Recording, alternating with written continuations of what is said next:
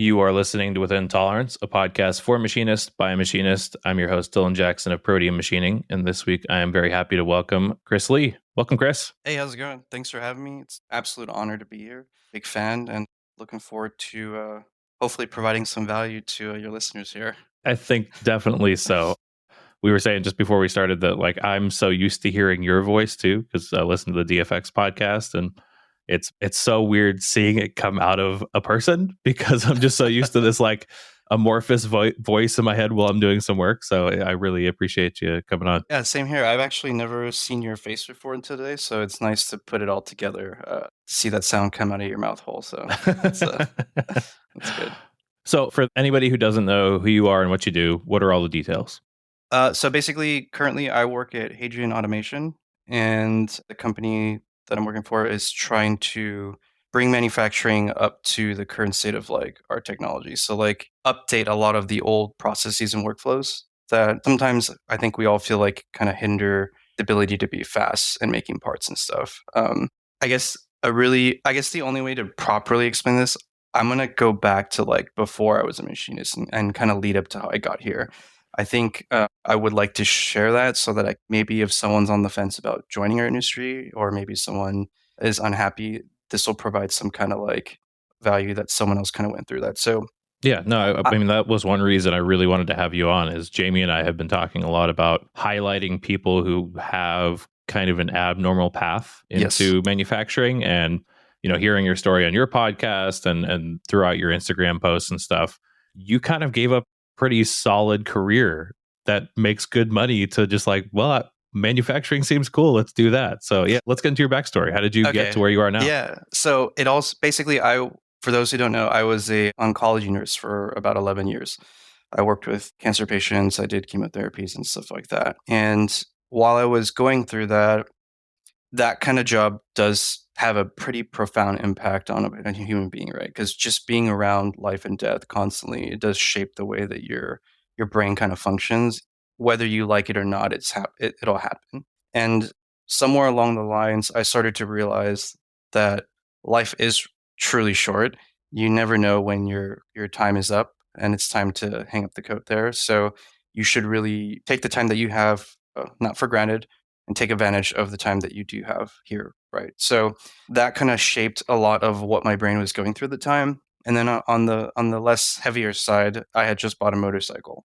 And it's an old 80s Honda motorcycle, a 1982 CBF 900F. And nobody makes stuff for it anymore. But I wanted stuff. I wanted an exhaust. I wanted like, all the cool stuff. So I was like, okay, well, since I can't buy anything, can I make something? And I was like, okay, what can I make, right?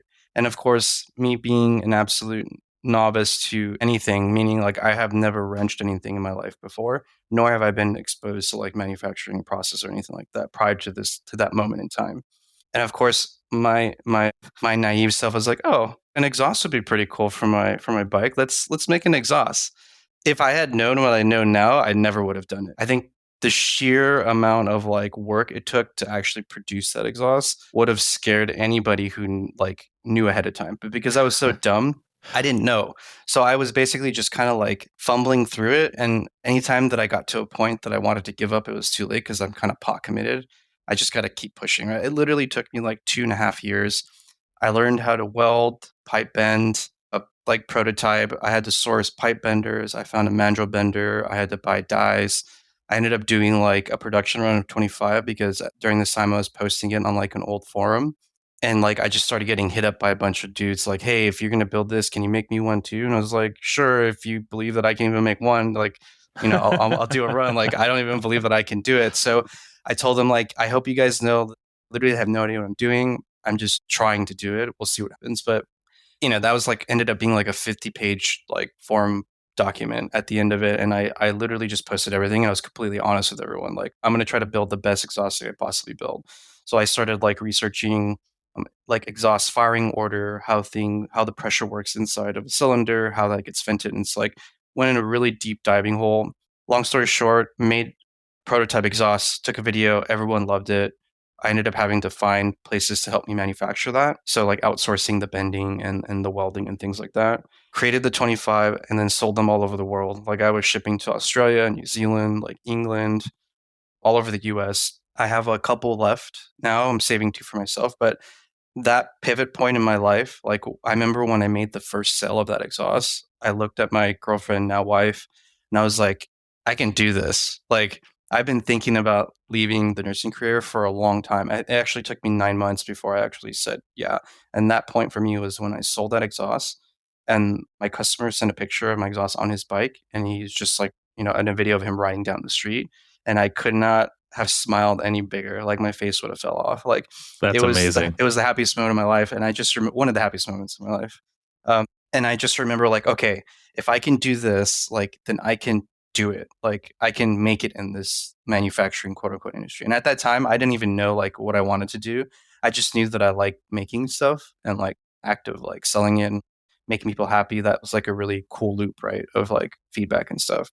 Well, and you kind of Um, touched on a lot of parts of manufacturing at that point. I mean, like you said, like oh yeah. outsourcing and welding and running a business. And, it wasn't just, I feel like a lot of us start just on one of those things. Like, I'm going to learn to weld some pieces of metal together, or like, I'm going to learn to machine, a block off plate for my motorcycle. But you were like, nope, I'm all in. Let's do all of the things. Yeah, like I had to source correct stainless steel. I was learning how to like do pie cuts so that I could tack weld like curves together because that's very difficult if you guys don't know. Like trying to get like bends around a pipe and then like you need to dodge your frame and like clearance for your oil pan and all that stuff. Like it was crazy. Like I said, if I knew what I was doing, I would have talked myself out of it but it was really difficult. I just remember working from like 7 to 5 at the nursing job. I would go home.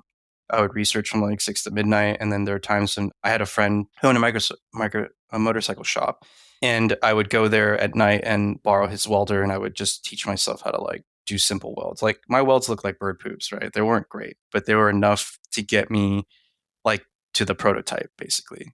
And So then you said you didn't have any welding experience or anything. Did you no, have any inkling as a kid that like this kind of mechanical stuff was what you wanted to do, or like was this just the first and anything? this is the first anything. I was actually about to go to college for music theory. I was a musician. I played like saxophone. I played like trumpet, brass instruments, tuba, like all that stuff, right? Piano, guitar, and like I was gonna go in for music. And then at the time, this is like early 2000s, music wasn't quite where it was now as far as like being able to like home produce and make a living out of it. So I kind of talked myself out of that and tried to find other avenues of like work. And I went through this like whole gambit of industries. Like I worked as at LAX for a commercial airline company. So I was doing like check-ins for people. I worked for a chemical preservative import export company. So I did a lot of logistics stuff. I worked as a travel agent. I worked at like retail stores. I worked at Radio Shack, RIP, like all sorts of like random places, right? So that And then makes your story even more atypical, because I feel like most everyone I've had on the podcast at least had some inkling of like, I'm going into mechanical stuff. Like, I don't know what it is, but I'm taking apart stuff as a kid. I'm rebuilding stuff, all that. So the fact that you found it at such a later point in your life and have just kind of stuck with it is really amazing. It's really cool to see. and I was really upset that like I've never crossed paths with anybody that did it. Like we didn't have a shop class at school. I didn't have anybody I knew that was in manufacturing. So like I had no contact with it. And just I wish I would have gotten into it sooner, right? Because most of the industry, most of my coworkers are guys that have been in it for like 10, 15 years. They started out in high school and like, their dad did it, their grandfather did it and stuff. And I wish I would have had that, definitely. Because like I'm talking, the level of experience I had was my friend asked me one time to tighten a bolt on his motorcycle. And I over tightened it so much, I snapped the bolt head off. Oh That was my experience going into all this. Like no concept of torque, no concept of like I didn't even know you could strip a bolt head with that big of a wrench or whatever. So like it was bad. Like and when I took a lot of like learning, a lot of like just figuring out how to do things and like not. I think a lot of it was like the mental battle of like it's very easy to talk yourself out of doing things. So a lot of times I just feel like tonight I'm just here. I'm going to try to weld these two plates together without burning my hands. And then every night I would go in there. I'm like, all right, tonight I'm going to try to make this look less like bird poop and more like dimes. And then tonight I'm gonna I'm gonna put these angle plates at 90 degrees. And I'm gonna try to weld this angle plate together, right? So like it's just practice. Like the more you do it, the better you get. Try to find one thing that you can improve every day, and then like just one step at a time, basically. And then I basically did this for each like process. Even finding vendors was like could be its own masterclass. Vetting somebody, like you're about to pay someone a lot of money to do something. Can you trust them? Like, is their work good? And I think for me, because this was coming out of my own pocket for like the initial startup for making the exhaust, I was very scared about like investing in myself because I had zero confidence in my ability, right? Because I was still trying to figure this out. And I think I was very in the mindset of like, I need this to be perfect because I cannot lose. So I was very like perfectionist OCD about everything. Like I needed to welder to be able to do welds that I thought were really good looking, that were very functionally strong. The benders had to be immaculate. I didn't want any like, I didn't want the finish to be a certain way. And I was very particular about things like that. Measuring like length from the cylinder to the exhaust connector from there. Everything had to be like perfect. So like I spent a lot of time stressing over the details of stuff. And then that just basically, yeah, led to doing all that. I went through all those jobs. I went into nursing. I got the motorcycle, like sell, convinced my wife, like, look, I can do this. And then from there, it's like, well, what do I do now? Like, how exactly do you do this step? Right. And the first thing that I did was I found a community college near me and called Mount Sac. And I just started visiting community colleges looking for shops. And because right after the exhaust, the next thing that come to mind, like, okay, I still want to continue making things for motorcycle. What's the next step? Oh, these guys are making these really cool like clutch covers or like handlebar things or whatever. And I'm like, how do they do that? And I'm like, CNC, enter, like Google, right? Like, and this thing pops. I'm like, what is this? I'm like, you can cut metal? Like, that's how naive I was. Like, I had no idea that you could use metal to cut metal. That concept was completely foreign to me. And then I started to realize, okay, this is what I want to do. And this happened to be around the time that like Fusion had just kind of sprung up and they were giving out like free licenses to people that try out and stuff. And I remember downloading it and I would go to YouTube and go Fusion 360, like how? And I remember seeing like videos of Saunders. I remember seeing videos of like just Lars and everyone that would like post these amazing, I'm like, holy crap. So I spent like the next, I would say like 3 to 6 months learning just how to CAD design program. And I would just do that in my evening time. I would just walk around the house and be like, oh, it'd be cool if I had this little clip for this remote so it stopped losing it. And I would go and try to like design it with calipers and figure this stuff out.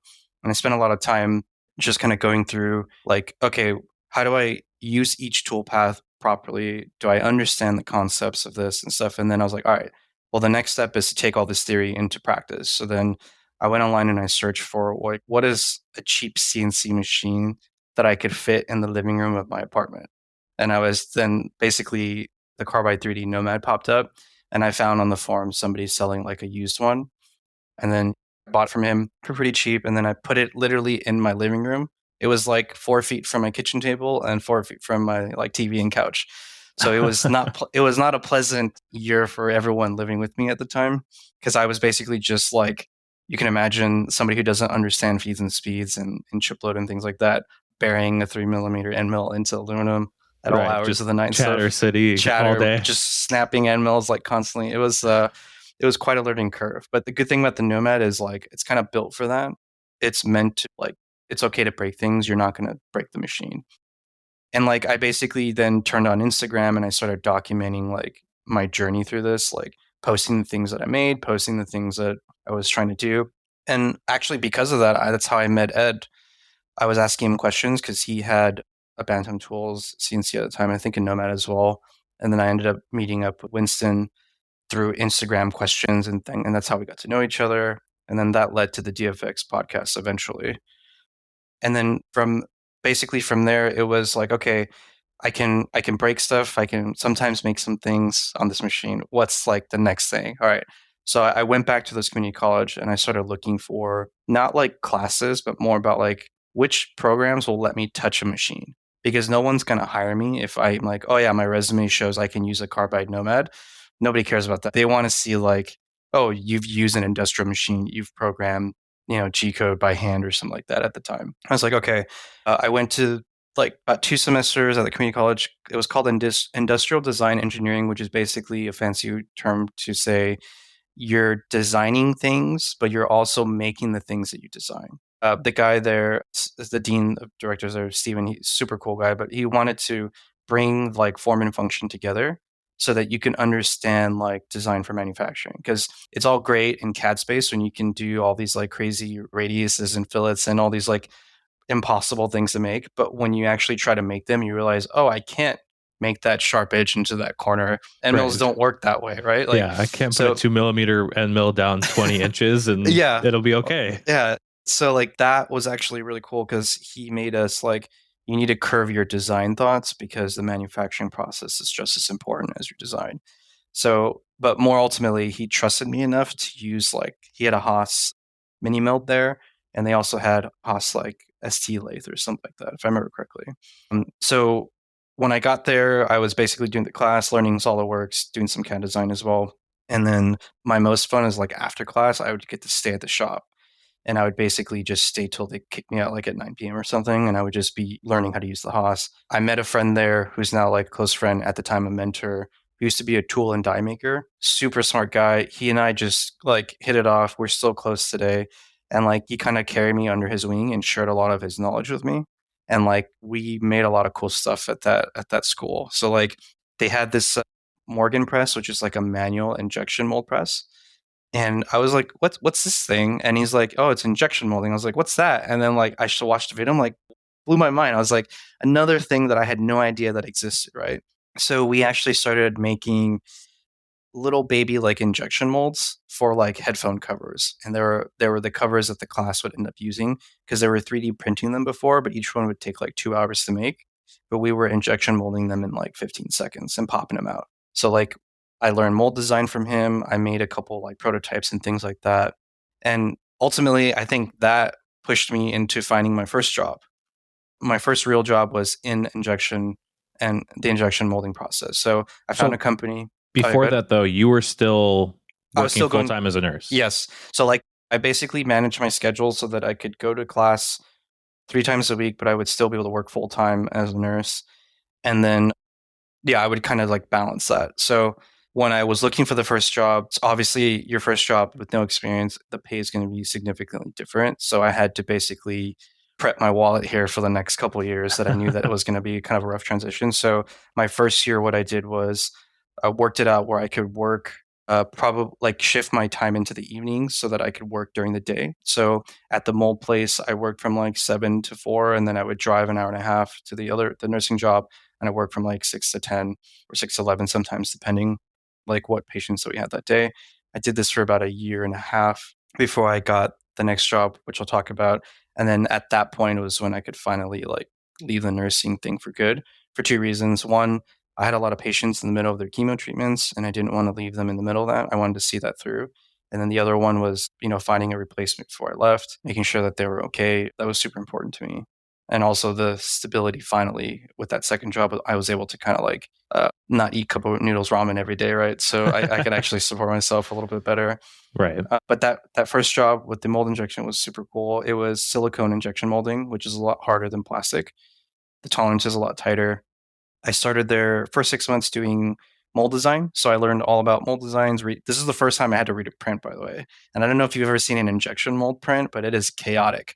There are like levels and layers of like parts stacked on top of each other and bolts and pins and things. And it was difficult for me at the time to discern what I was looking at because everything's just stacked on top. But I learned print reading there.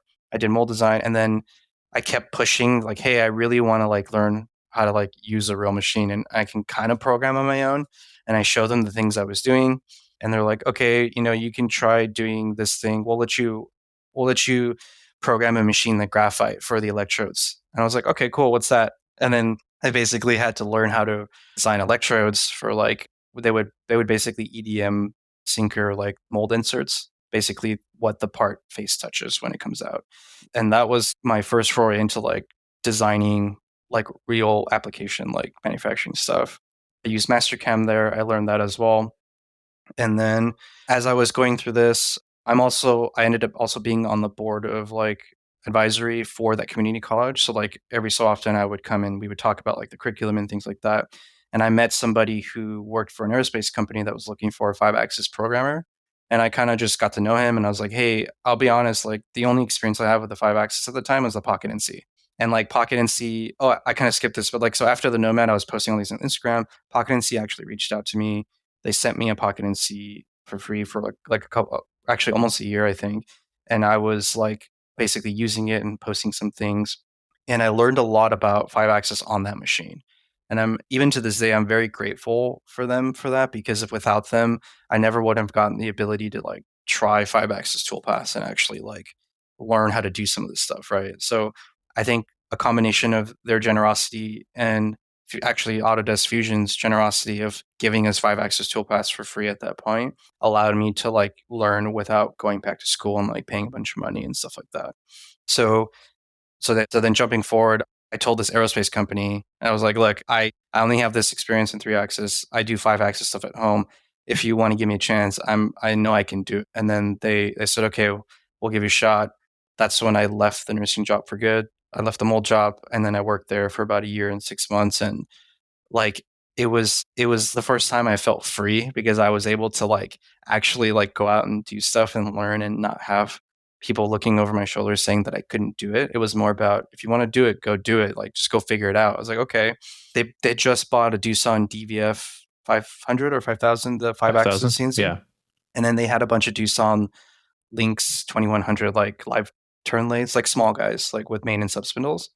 So like it was a playground for me, man. Like they were just like, we don't have anybody that can run this, so you got to figure it out. I was like, okay, like I love that. So I learned how to run the lathe. I did a bunch of like really, in my opinion, crazy like main sub spindle transfers on really big parts that probably shouldn't have been made on that thing, because they were trying to do like 6-7 inch parts on that really tiny live turn lathe, and I don't think that mill was big enough for that. It was really scary, some of the stuff I was doing, but it was really fun. It was the first time I had to do a lot of manual programming, because we didn't have good posts for the transfers and things. So I had to figure out how to like make templates and basically manually stitch two programs together for the transfer. Was And that then place also Mastercam? that place was also Mastercam. Yeah. So like they were kind of your typical old school, like mom and pop, like aerospace shop. They had a lot of contracts from the government and things like that to make random parts. Not only did they make machine parts, but they also did a lot of like rubber seals for aircrafts. So like every time you walk into an airplane, if you look at the door, there's a gray seal. Like those are the seals that they were making basically. So Oh, cool. just a cool note if you ever get into an airplane. So that place was like really cool. The people there were great. They allow me to just flourish. Like no like checking me on like don't do that. It was like just go do it. And I just started like having a lot of fun figuring things out. I set up a lot of processes for them. It was the first time in that company's history that there was like documentation on like how to do something, and like like how to run a lathe, how to run this water jet, how to do this thing or process. So like it was a really really fun experience being there. And I just remember, I think, yeah, so about a year and 6 months after that, I get this random like Instagram message from a guy named Jamie Underwood asking me if I'd be interested in working in Amazon. And I was like, first of all, I don't even know how you found me. I'm just like some random dude posting stuff on my Nomad. So I ended up meeting up with him. And obviously, the first thing that he shows me walking in through the door at Amazon was this blue painted Kern HD. And and this was at the time when like I say like Marv was at the height of his Instagram posting. So the Kern was like a very intriguing machine to all of us, right? Because it was like the first time we were hearing about you can machine like mirrored surfaces and all this like crazy stuff that it was doing. So when I saw it, I literally, my soul leapt out of my body. I was so excited. And then I looked down the hall, and not only is this machine shop like immaculate, like clean, and not what I'm used to, right? Because the last two places I worked for, I think, are typical, but I see a Hermle C32U with a pallet system attached to it. I see a huge DMC 3-axis like gantry machine, and then I see like a DMC, another like live tool lathe that they had. They had a water jet, they had an EDM, and I was like, this is like a prototyping playground. You can like make anything here and stuff. So it didn't take long before that where I ended up joining Amazon, worked on their Project Kuiper satellite program, and that's where I learned Hypermill. And same, right? Like just really nurtured my curiosity and like the want to learn. And I was basically given the best tools on earth in my mind, like to play on, right? What could be better than having a Kern and a Hermle at your disposal to do like whatever you want stuff. So Exactly. Yeah. So how was the learning curve for Hypermill? Because I know, Fusion's like the easiest. Then you jump up to like Mastercam where it's like, okay, this could be a little bit more user friendly. And I've heard that Hypermill is even more on top of that, Hypermill and NX are kind of deep, deep, deep rabbit holes with many, many clicks to get what you want. I would say that my transition from Mastercam to Hypermill was not that bad because in some sense, in some ways, the way that you do things in Mastercam kind of applies to the way you do things in Hypermill in the sense of like drawing a line, creating surfaces and stuff. It was very reminiscent of when I was designing those electrodes. Like that stuff carried over well. As far as like the tool paths, that was just like a whole new ball game because they have a completely different set of toolpaths that you can use, really great strategies that I've never seen before. So like there was a learning curve. It did take me a couple months to do it. Jamie had set up a pretty nice like tool database and workflow there. So a lot of the things that would make an inexperienced machinist like myself struggle, he kind of took a lot of those blockers away. And what I mean by that is like when I went to go do like a roughing toolpath, I would pick the toolpath and select a tool, and then the tool would bring in its own feeds and speeds and technology parameters automatically kind of preset. And then all I would have to do is choose, am I doing like trochoidal roughing? Am I doing light roughing, heavy roughing? And those feeds and speeds and things would automatically change for me. The depth of cut, the width of cut. It took a lot of the thinking and like the things that I call like what old school machinists have like gut instinct about. Like if you add them, hey, what's a good feeding speed? It's like 40 inches by 40. It's like there's no real science to it. It's more about like this is what I've done before. I know it works. It should work for that. But I think Jamie and the team at Amazon, previously Facebook before Amazon bought it, they developed like a really neat science-backed system for like developing tool technology, like actually testing tools until the point of failure, recording that, backing off 10%, knowing that this is your limit, and changing those like things for different like usages for these tools. So it made the transition very easy, and it was very easy to get up to speed.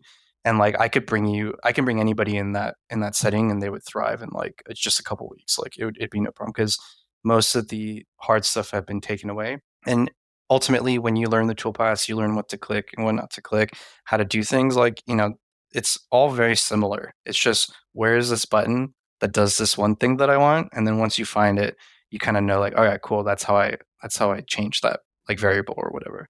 So I'd say the transition to Hypermill would have been a lot harder if I was just coming from Fusion, because I think Fusion has a different way of approaching how they do their design and which I actually prefer because I come from like a Photoshop, Illustrator, Adobe background, and I felt like their design is very similar to that mindset.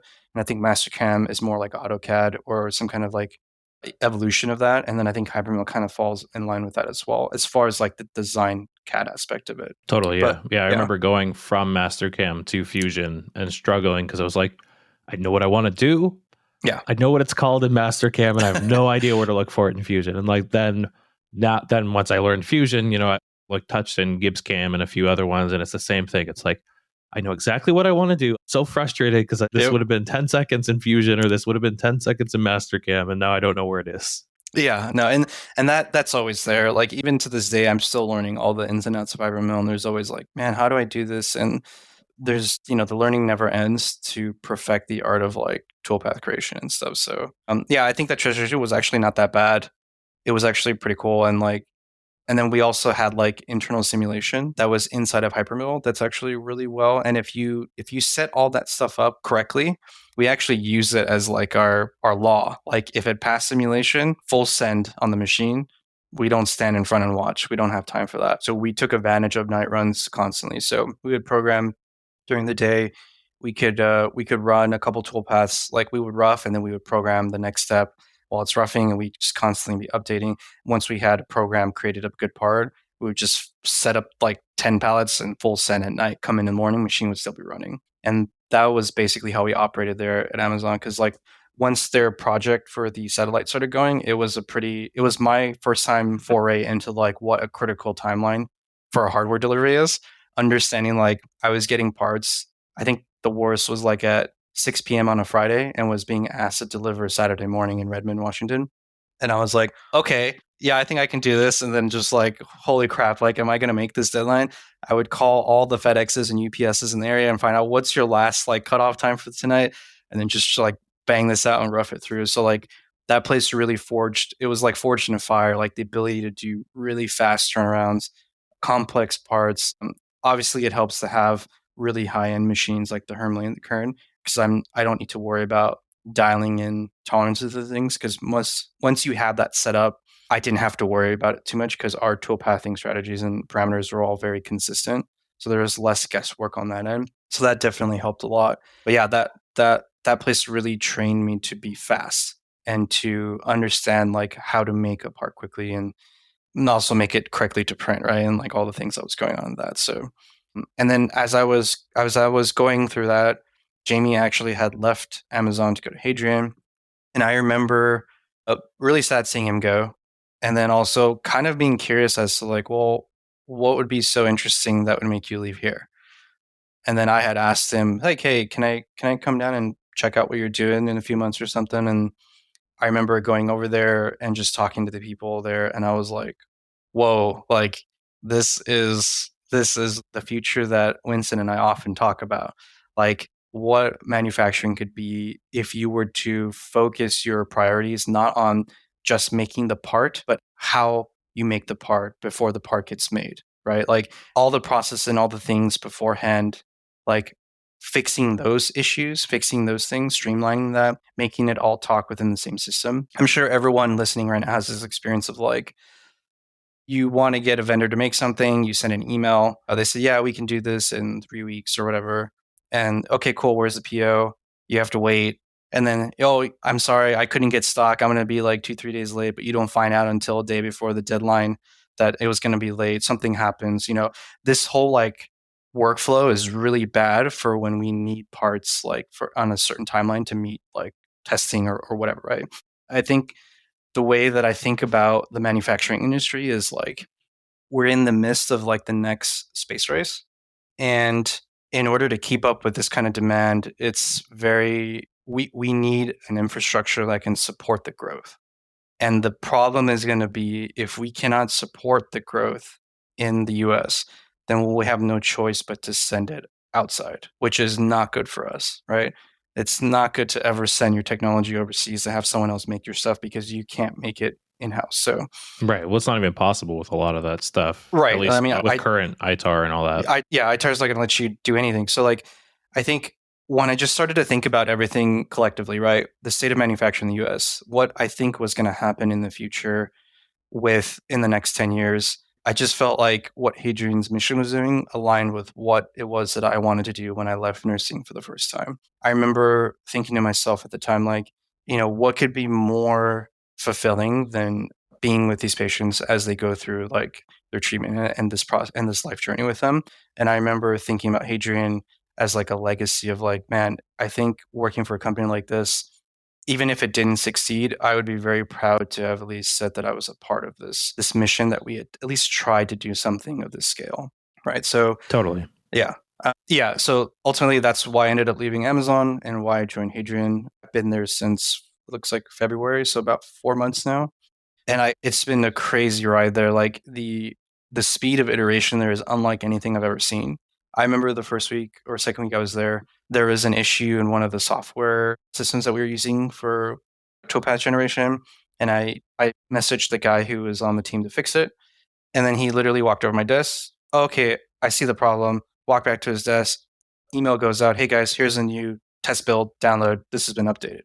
And I was like, dude, like, are you kidding me? Like, imagine like how long that would have taken in any other like place. Like there is no iteration or development that quick. And when I saw that, I was like, okay, yeah, this is why I was excited to be here. And like I think, and being there for since the last 4 months, like it, the amount of like I'll explain one thing.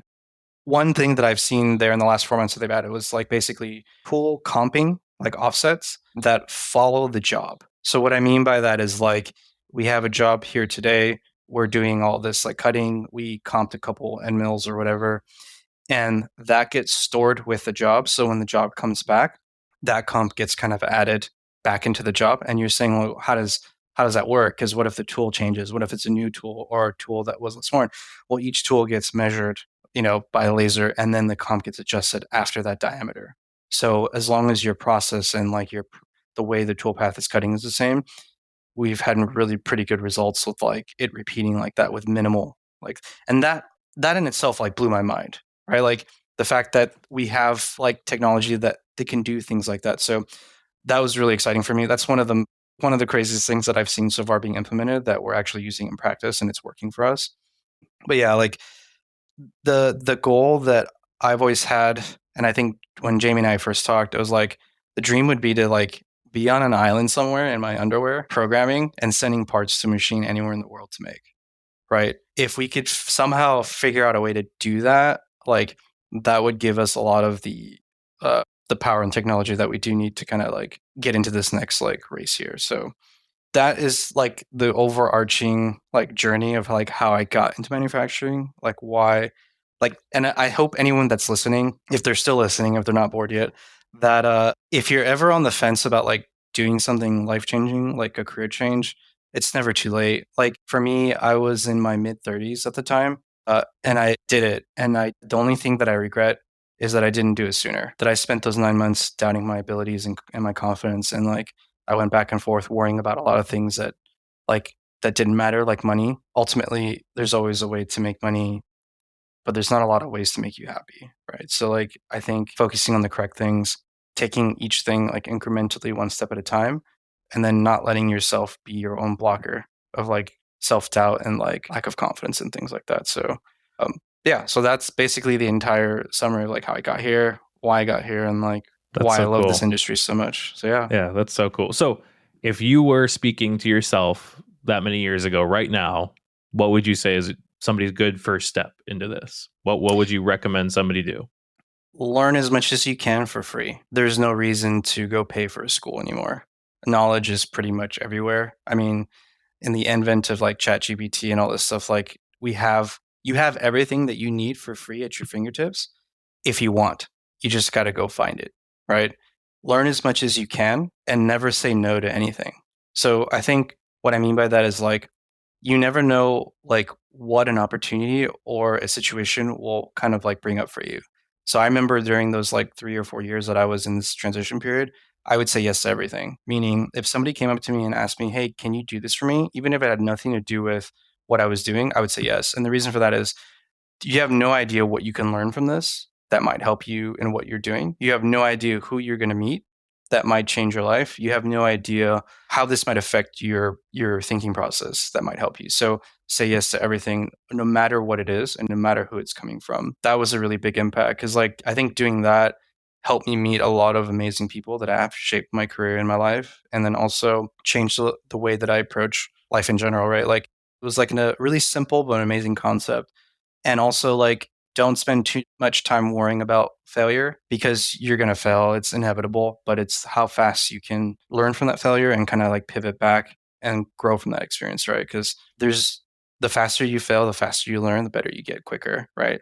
If you take too long to fail, you're just going to learn slower, in my opinion. Totally, So yeah. Well, and one thing I noticed from your story that parallels mine a little bit when you were talking about going into the 5-axis shop, don't be afraid to tell people that you don't know something, but that you're willing to learn. Like that's how I got my first job. I had literally just started school for machine tool. Like I think I was in my first semester and saw a job opening for a Mastercam programmer and went to it. Was like, I don't know Mastercam, but I will. Like, and they were like, well, we can't pay you, but you can work here for a little while. And I was like, okay, yeah. I had that opportunity and I took it. But yeah, don't be afraid to push outside your boundaries a little bit. Just let them know, like, no, that's not me yet, but it could be. And I'll try. Yeah, and if there's one group of people that you can't lie to, it's a machinist. Like there's no way. Like they'll be able to tell in like 10 seconds if you know what you're doing or not. So I've always had the mentality of like, well, let's not waste time for anybody here. I'll just be like, hey, I don't know how to do this. I know how to do that. That doesn't look too hard for me to learn, and I'm pretty sure I can pick it up. And then I think once people start to see that kind of like, I think that attitude is what people look for more so than somebody who has crap load of experience. I think the want to learn, the passion to learn, and the ability is like more important, right? Because I think anybody can be taught something. It's whether or not they want to do it or not is more important, right? So, and that kind of like does tie into like the Hadrian mission of like if I'm about to ramble into like a pretty broad stroke topic here of like manufacturing. Okay, so pardon me here. We have like a really big problem coming up, which is like people. We don't have a lot of people going into school to becoming manufacturing tradesmen, right? Like CNC guys or anything in this industry. We have a really big industry that involves like space, medical, defense, commercial, and energy. And these all require highly skilled like guys like us, like machinists to make this. It's a really big industry. A lot of billions of dollars go into this. We have like 30,000 shops across the US or something like that. And the average age for these shop owners are like in the 60s. And that's a big problem, right? Best case scenario, every single shop passes down to their son or daughter and they take over and continue the contracts from the government or things that we need to keep going as a society. Worst case scenario, a lot of those shops don't exist in the next 10 years.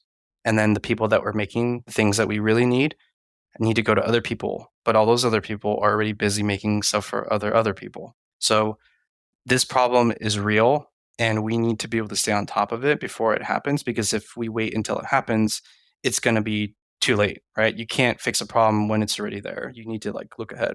So how do we do that? Well, first is we need to create an environment where we can take people without experience and train them in a short amount of time so that they can still run machines and be technician and like do the things that are complicated. And so how do we do that? That's actually pretty hard. And the best example that I usually explain to people is like, all right, when you load a piece of stock onto a vise, it's very easy for you, right?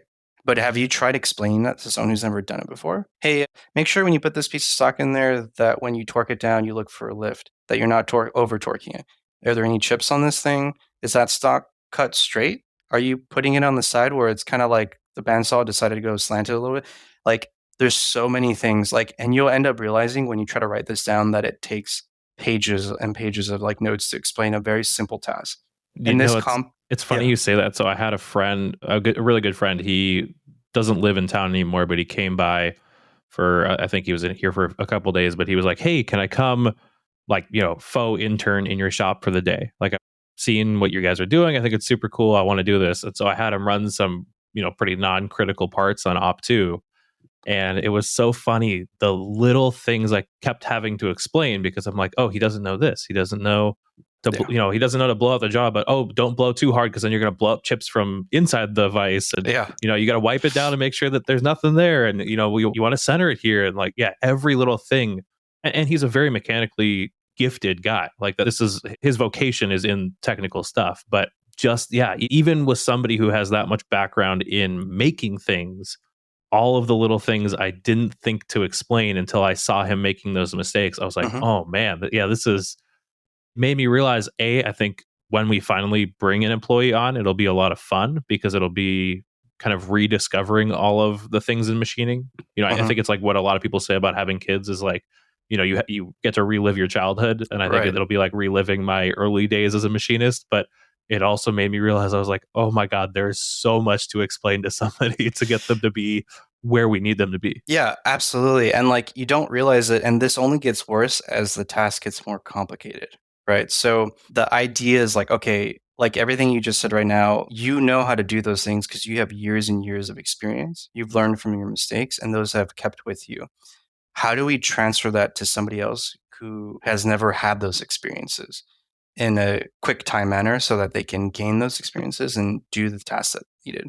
How do we get all this tribal knowledge that everyone has in their brain out to somebody else? And like the way that we're approaching it at Hadrian is we are basically making everything into a repeatable process by steps, right? We have like, things like whether it's like pictures or documentation, everything is kind of like brought to your attention and you have to follow these steps to complete this task with a little bit of like, I think standard operating procedure stuff, like make sure that you don't, you wear cut gloves, all that stuff aside, when it comes to the actual task of doing something, we have these systems created where like the person goes to the screen by the CNC machine, they hit a button, the job opens up and it goes, okay, it's time to do this. Here's how you load this, do this. These are the things to look for. Did you finish this? Click yes, go to the next step. And we found out that if you do this, it's very easy for humans to follow steps if you tell them exactly what it is and you can explain it to them in a clear and concise manner. A lot of people can do these jobs. And I think for me, the biggest believer of that was when I saw that like we hired people from all walks of life. I think there was a guy there that worked at Home Depot, was just like some dude, right? And they hired him and now he's like one of our best machinists at the shop. The security guard, he helps us load parts.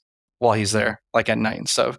We've hired people from like who used to be scuba divers, from pharmacy techs, like Chick-fil-A, like whatever. It doesn't matter where you're from. We can bring you into our system. We can give you a little bit of training, and then the rest of it is just like following instructions, breaking down the process of what we do. Like, how do you put stock in? How do you load a tool? But also creating solutions to difficult problems incrementally, and then making them digestible for like somebody who doesn't have that know-how. So that's kind Right. of like what we're trying to do, right? So What I think the really difficult part of that too is you want to make systems that make it easy for people to succeed, but you also want to make these systems so that they learn why they're doing things, because otherwise you end up with people who are just mindlessly following directions, and when things break down, they don't know how to diagnose anything. You know, like if you're just like torque these collets to this thing yeah, and they have no idea how a collet works or why they're torquing it to a certain spec, if something gets over tightened or under tightened and it hits the fan, they're like, I don't know, what went wrong. And yeah, then you have to have all corrective action versus like somebody just being like, oh yeah, I over torqued that, or somebody over torqued that. right. And like, so a lot of that is, I think part of the culture is like, everyone there is always sharing with each other things that they know. So like, if I see somebody doing something wrong, I'll just walk over and like, hey, you can try it like this. It's actually probably a lot easier. And what I've noticed is like, if you have a bunch of people with that same mindset, kind of always congregating together, we're just always teaching each other new things. We're always making sure that everyone's being safe, like being okay.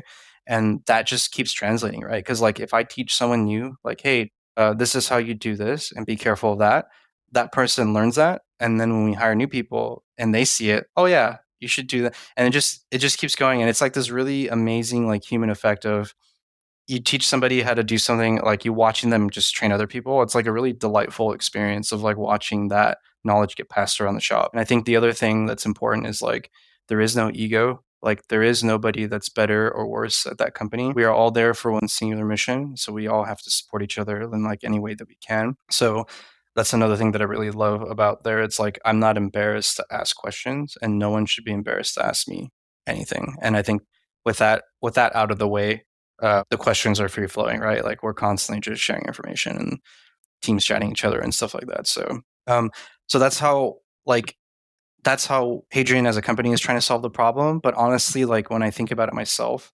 how else would you solve this problem of people? Like if we're not able to find experienced machinists in the next 10 years that are coming out, like how do you do this? Like, and the only way to do it is by doing what we're doing, is like training people that have no experience, but bringing them up to speed quicker, and then imparting a lot of that tribal knowledge into process and documentation. And I think that's the only way that you can scale.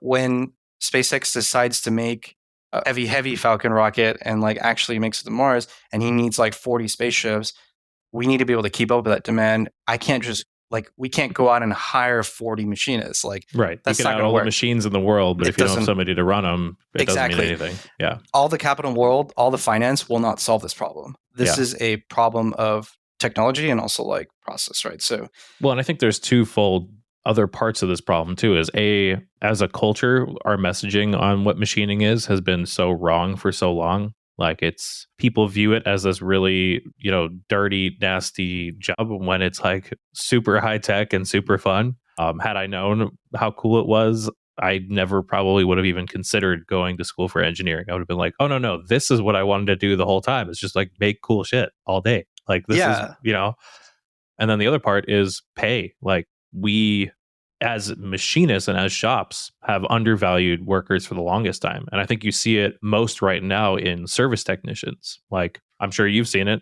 You try to mhm, get service on any machine, you're like, oh, you're a new face. And they're like, oh, yeah, every single service tech has already left for another job that's paying them a little more. And you're like, cool, yeah, okay. I guess we'll get to know each other. And then 2 weeks later, you're like, oh, that person's gone too. Like, yeah, can I have one consistent person so that I can rely on my machine being up? Like, yeah. So I think as a industry, we need to start valuing our employees more and paying them what they're worth. And I'm sure that that's probably not an issue at Hadrian because, you guys do have the funding for that. But man, you talk to a lot of shops and or people who started their own shops, and it's like, well, I was getting paid, less than I would make at McDonald's, and they were doing poor work. So I figured I could do better. But it's like, okay. It's crazy, right? Because like I saw a sign at In-N-Out saying they were paying their servers $23 an hour, and I was like, "Whoa, that's a decent chunk of change for somebody with you could get a job for no experience, no education, and stuff like that. That's pretty crazy." And like it does make you wonder about like that what you said is true. Like we don't value the people that we really do need to run like a lot of stuff. We should pay them more because we need them. And you're right. Like our I guess manufacturing persona to the rest of the world is very bad. Like, and I've thought about this a lot, right? And I think your podcasts, I think other YouTube videos, we're doing a good job of presenting manufacturing in a way where like, hey, check us out. Like this could be a very lucrative career, not just financially, but also technically, right? Like a lot of the things that we do are very important. I mean, we're making things that are going up into space that could alter like the trajectory of like humankind, right? So I think all the things that everyone's doing is very important. I think we got to keep at it. We could do a better job somehow. I don't know how though. Like we have to change like the face of it. And when I asked my niece and nephew, "Hey, where did this toy come from? How did it get made?" They just say Amazon. And I'm just like, "Well, how did it get made?" And like, I don't know, from Amazon.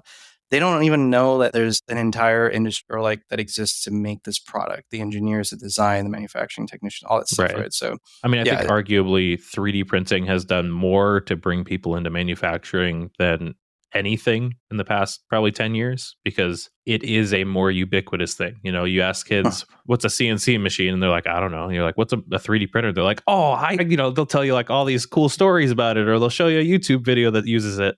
And really, give a lot of credit to people like Winston or, you know, Zach from Breaking Taps, where they're kind of straddling the line of like, I'm doing cool products and cool projects with manufacturing, but it brings in a larger audience. You know, like if like, you know, Brad and I want to start making like tutorial videos and like, you know, here's how we process a part really quick. Here's how we program, blah, blah, blah. But like, that's most likely only going to be seen by machinists. Same with this podcast. Like, I love that it has the reach that it does, but I can guarantee you that 90% of the people plus that listen to it are machinists already. And it's like, you're not the person I need to bring into the trade.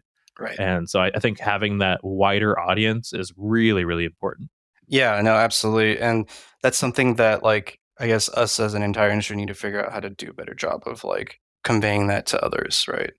But yeah, I mean, so like this, so you have this like mishmash of like issues, the scaling, people not being able to scale. And like, I think ultimately that's why I ended up at Hadrian, because like I felt like the things and choices that we're making to solve these problems were aligned with the way in my brain that I would try to solve these problems. So yeah, it's been a crazy ride. I think one of my happiest moments also was like Winston had visited last week at Adrian, and I basically just spent like 30 minutes showing him the workflow of how I program a part. And when I was done, I turned over to him and it's like, "So what do you think?" He's like, I can't even speak right now. Like my brain has just imploded on itself. And I was laughing because like I didn't realize how much information that I just dumped on him because I'm in it every day.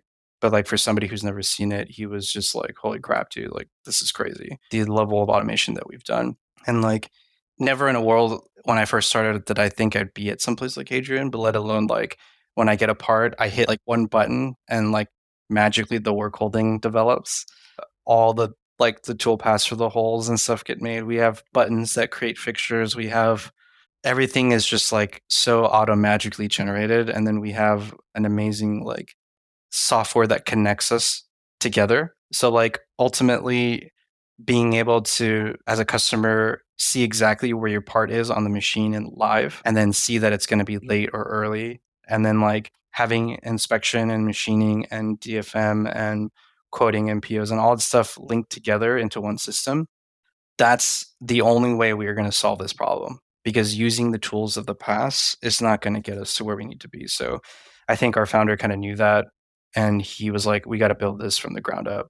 And ultimately, that's what we're doing there. So really excited to be a part of that mission. And hopefully, this will basically be my contribution if we can succeed in our mission, right? Like to the manufacturing industry and stuff. And I think for me, like I've always thought of setting up like a shop, like maybe in my retirement days, and also doing a lot of like outreach stuff, because like I really love to share the things that I'm doing with like kids and younger people to get them interested, only because I felt like I wish someone had done that for me. Had I just met that one dude, that old grumpy man who makes stuff, if he would have just like talked to me for like a minute, that might have gotten me into this manufacturing space earlier, right? So yeah. So yeah, For sure. that's been pretty cool. Yeah. Well, let's get into some listener questions. IGS Dan asked first, now that you've moved on from desktop machines into the big leagues, what has been your favorite high-end machine tool to run? He says, clearly a biased question, but honesty is the best policy. Oh, Dan. I have two machines, and I think I have decent reasons for both. It would be the Kern and the Hermle. But the Kern is very good at making smaller size parts. And when I say smaller, like probably like 6" by 6" or less. Can you make bigger stuff? Yes, I have tried. Does it work? Absolutely. But I think it excels at like smaller types of things, the motion, the accuracy, the repeatability and stuff. It's a great machine. And it is a smaller footprint, so that's definitely a positive, but definitely comes at a higher price tag because of that. So Hermle's, though, surprised me because when I first started using the Hermle, I didn't realize how accurate those things are, how consistent they are. They're like a workhorse. I mean, we beat on those things all day, 7 days a week, still holding micron tolerances, no problem. Excellent repeatability, like price tag a little bit cheaper, can do a lot of the things that Kern can do in a sense, but just in a different form factor, right? But yeah, if I had to pick one machine in my garage, it would basically depend on your wallet. Could I fit a Kern in there? And then also, could I fit the things I wanted to make on a Kern on there? And if those two align, put the Kern in. But if it was I don't have the wallet or I need to make bigger parts, Hermle all day. I'm a big fan, even over the Grobe. The Grobe's envelope is just way too big. Like it just takes up a lot of space. And I think the Hermle is just I've come to really love that machine just because of what I've seen, what it's capable of day in and day out consistently. Yeah, so it was fun. But yeah, I mean, obviously, if you're looking at these two machines, your life is pretty good. These are both Right. excellent machines. I love them both. And for the same reasons that I just said, is depending on which one I would pick would be depending on like the wallet and the space and like the size of the part. Yeah. Totally, yeah. So his other question, and this was a part of your story that we didn't touch on, was how's the motorcycle part business, and are you still involved? And that was something we skipped over completely. Oh yeah, yeah. I am involved, just in a different sense. So like, I don't program for them anymore. That friend of mine that I met community college, who he ended up coming to visit the shop one time and just kind of fell in love with like the guys there, and they all like hang out now and stuff. So he actually programs for them. They bought so we had that UMC 500. They bought a VF4, and then they bought two more like used. I'm not even sure the brand, but basically, I think they're like Japanese machines, like old 3-axis stuff. And they've been trucking along making parts. I just kind of check in with them and I do like basically shop process stuff. So like I will show them like, hey, this is how we should set up the tool organization tray, or this is how we should set up the tooling here. We should standardize tools this way for the machine so that if this machine goes down, we can easily go to the next machine and all the tool numbers are the same. I mean, just stuff like that. So I do more of like process stuff. I don't do any programming, but I do design some parts for them sometimes when I kind of have like the urge to kind of do something creative. I'll be like, hey, I saw this would be kind of cool here, and I would send them my design and they would kind of run with it and stuff. So Hadrian does keep me pretty busy. So it's hard to like come home after a day of like working out all the things in your brain and then have enough in the tank to like, oh, let's go make this like thing on the side. That itch has been getting stronger with each day. So I think in the very soon future, I'll probably end up trying to make something. But yeah, I am part of it, just not like programming and stuff anymore because obviously Hayden keeps me busy, but I still kind of help out. Those are close friends of mine, and I'm always there to like kind of assist when they need me. Yeah. Awesome. Do you still have a Pocket NC at home too? No, so I ended up return the Pocket NC, and then I have the Nomad, and it's been in my garage collecting dust. So that's actually probably the first thing I'm going to move into the house and kind of get going again. But that's the only CNC that I own right now is the Nomad 3. Yeah. Gotcha. Vince Fab asked, can you ask if the Saunders 5-axis class he took had any effect on the impressive trajectory of his career? It did. Like, I remember before we bought the UMC 500, that's when I flew out to the class because I wanted to touch a UMC and like get a feel for its capabilities, get a feel for like, is this something that I think I can kind of like handle? Because this would be the first time that like I would actually be putting money down for like a machine myself, right? So no, it did. And then like that class was helpful in a sense of like getting my feet wet a little bit. learning some programming strategies for like a real CNC machine. It was really helpful, and I'm really glad that I took it. And also, like, like anything, our community is pretty cool. Like, it's very rare that I just don't meet really nice, awesome people when I'm out there in these same spaces, right? Whether that's the Autodesk Academy thing or meeting people at Saunders' shop, it's like you always meet nice, cool people, and that connection is pretty neat to have because you never know who you're going to run into and what you're going to learn from them. So, yeah, definitely helpful. And my career path trajectory is mostly luck, and I think an opportunity, and definitely the people that I have met have helped shape that. And I take no credit for that. I've just been here on a ride, just kind of uh, accepting what's been happening to me. That's what it feels like, at least. I think you're far too humble about that, but no, that's great. It really is about the people you meet. Like that can really change everything. I Yeah. completely agree there. Seven Sir HC asked if you're going to be kind and design a good tombstone for the Pocket NC at some point. I think Winston, or not Winston, Ed almost had like a fully designed one out that he actually had someone make. I actually was trying to make a slow profile centering vise for it. And I actually had a prototype kind of done, but then I ended up finishing school. I lost the ability to use that Haas. And then when I got to the job, I wasn't allowed to touch those machines for personal projects, like at the mold shop and stuff. So I lost the ability to kind of like play around and stuff. So I would love to, but from what I hear, Pentamachine's got a new big boy coming out pretty soon. And I'm sure making a tombstone for that might be a little bit more interesting. So we'll see. Okay. Well, that brings me to shop news and new things. What's new in your world? Anything fun you've been working on or that you can share? And yeah, just what's new and exciting. For me, most of the fun stuff that I'm working on has been just at work. Like the parts that we're getting are some of the more complex things I've never seen before. A lot of curved surfaces and really difficult things.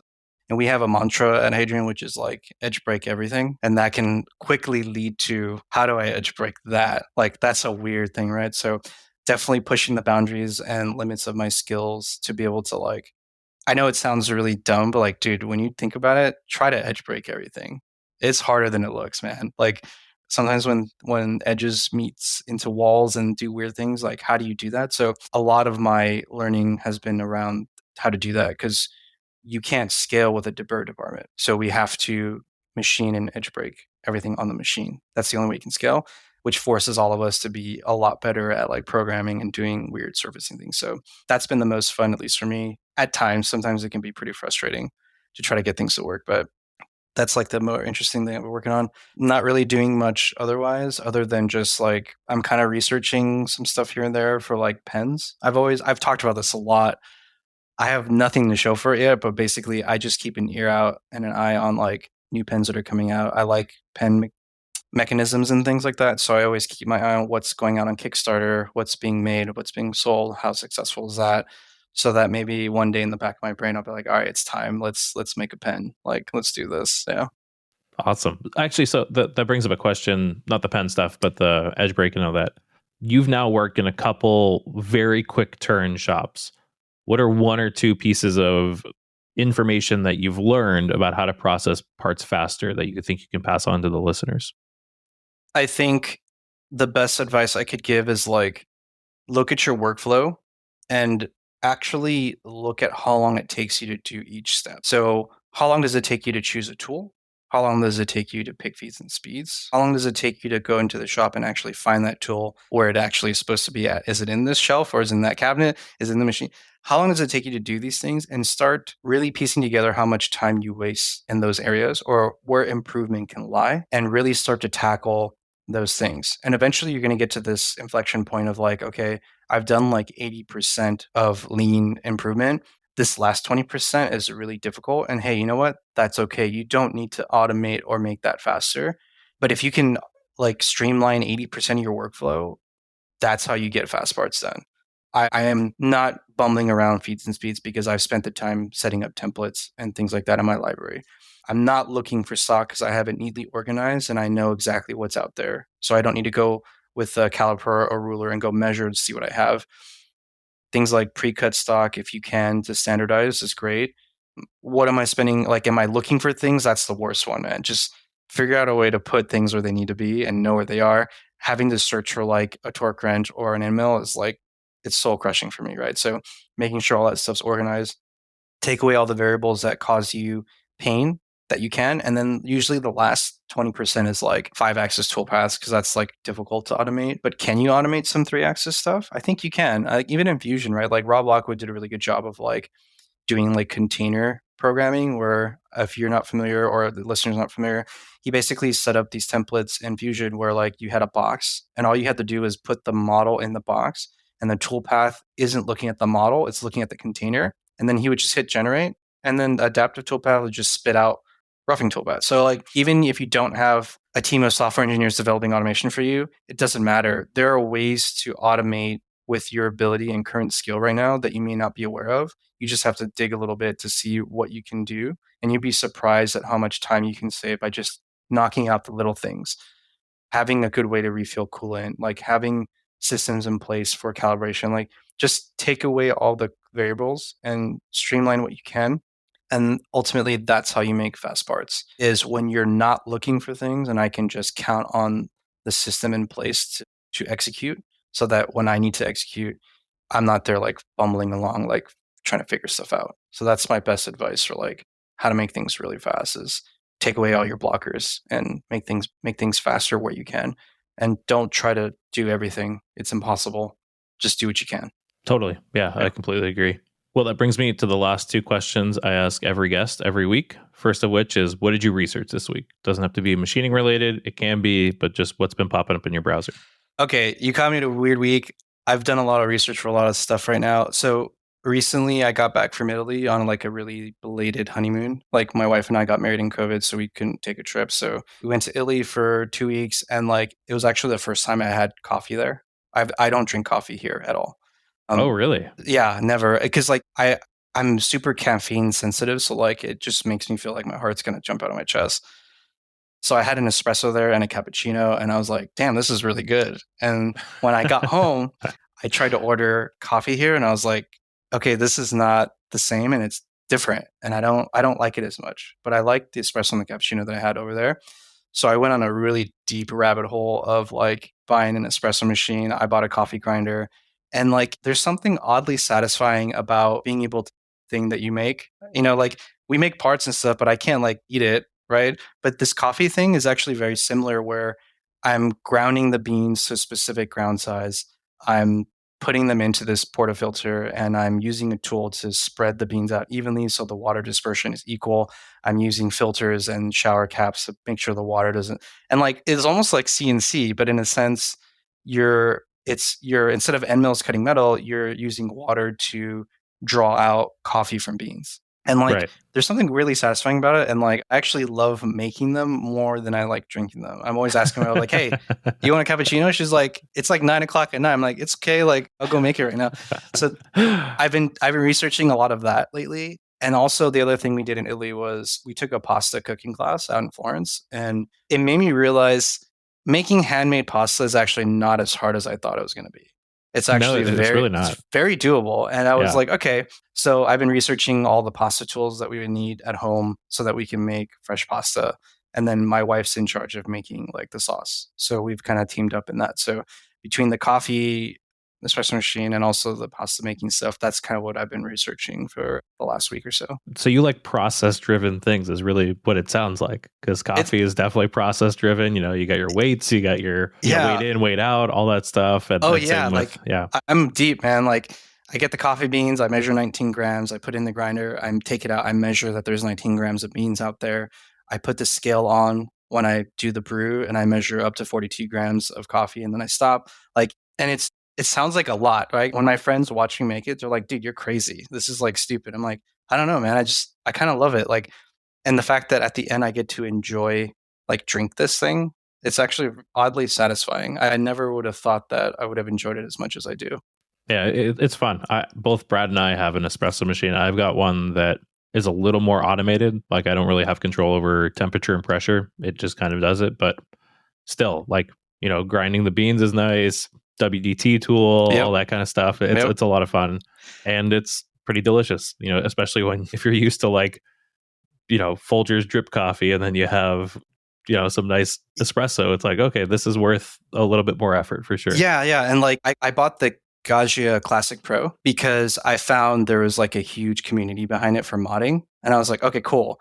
This will get my coffee thing itch taken care of. And on top of that, I can add an Arduino to it and I can control flow rate, temperature, like pressure. Like I'm like, all right, this is dope. Like I can kind of combine those two worlds together.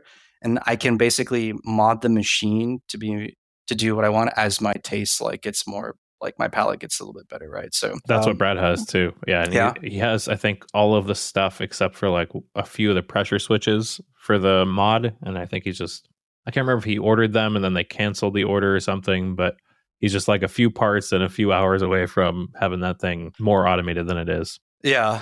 I'll never forget the first time I pulled the shot on the espresso machine. It tasted so bad.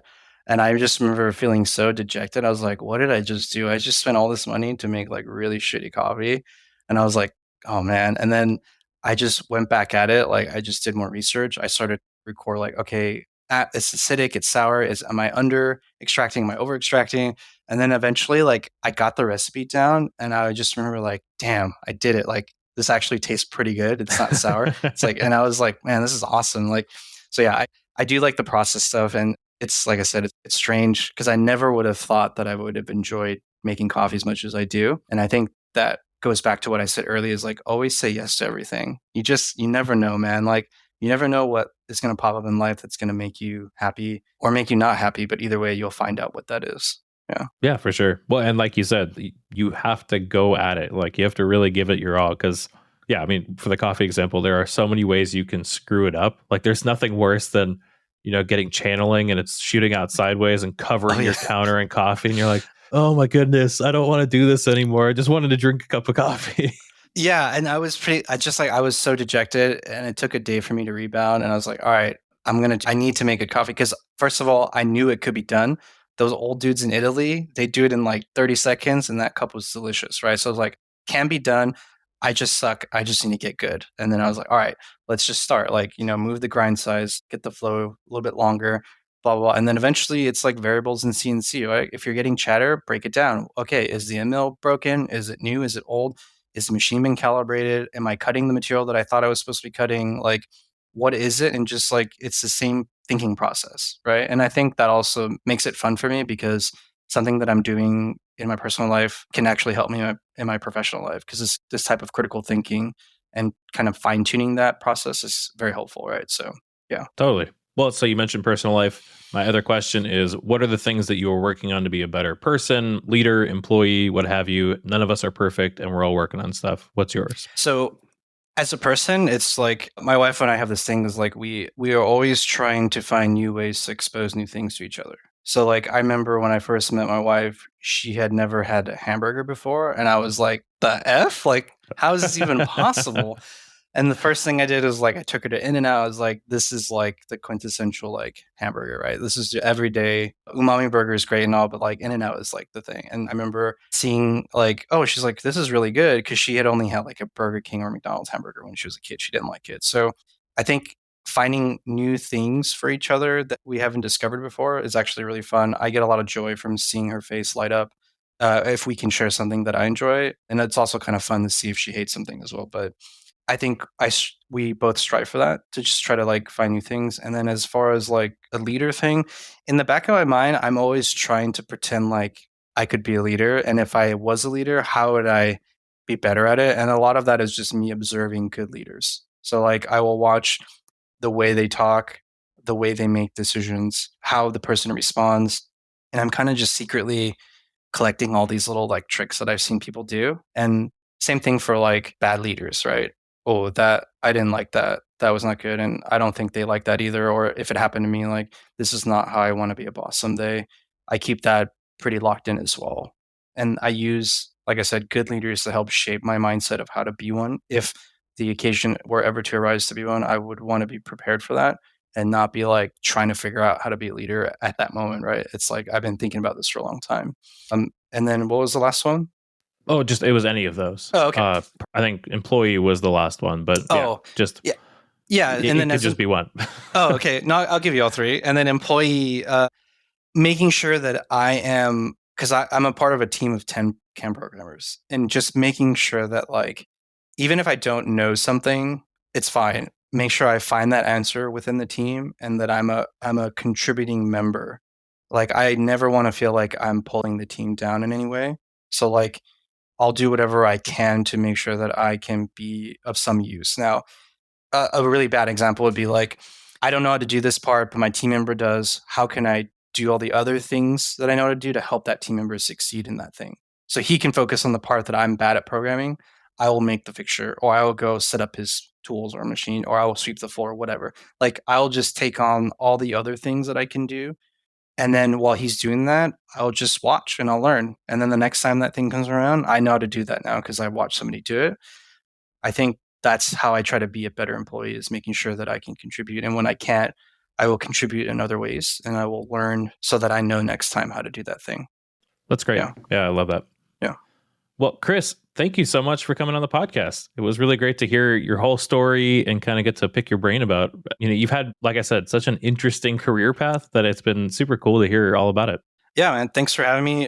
Super honored to be here. And I hope people listening, if anyone's ever like on the fence about changing careers, man, just do it, dude. If you love it, do it. Like don't think twice. Like I said, my biggest regret was waiting so long. And look at where it got me, right? Like just kind of like lucked out into this thing that I really enjoy doing. And I now do the thing that I could not have imagined that I would be doing when I first started. So when you're happy, I think great things kind of happen around you because your attitude and your passion kind of creates, kind of like goes outward. And I think people can see that and feel that as well. So yeah. Totally. Well, thank you so much for coming on the podcast. Thank you to new Patreon member Brad. Thank you all for listening, and I will be back next week.